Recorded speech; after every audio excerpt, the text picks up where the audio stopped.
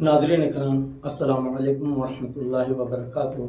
جیسا کہ آپ کے علم میں ہے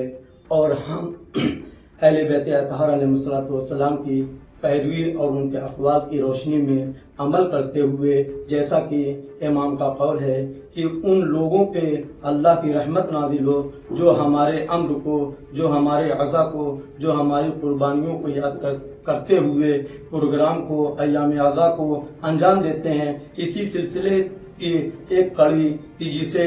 موضع دورائی، یہاں پہ ہر سال یہاں سے روضہ جناب زینب سلام اللہ علیہا سے ہوتے ہوئے مولا عباس کی بارگاہ میں سلام پیش کرتے ہوئے موضع تاراگڑھ روضہ امام حسین علیہ السلام کی طرف باپیادہ ہر سال کی طرح اس سال 16 سفر المظفر کو روانہ ہوتے ہیں، اور راستے میں زائرین کرام کے لیے ہر طریقے کا انتظام ہوتا ہے، ان کے کھانے پینے اور آرام کا، اور اس یادگار کو تازہ کرتے ہیں اور دنیا والوں کو ایک پیغام دیتے ہیں کہ کربلا والوں نے جو قربانی دی ہے، اس کربلا والوں کے پیغام کو، ان کی قربانیوں کو زندہ کرنے کے لیے یہ رسم فرداً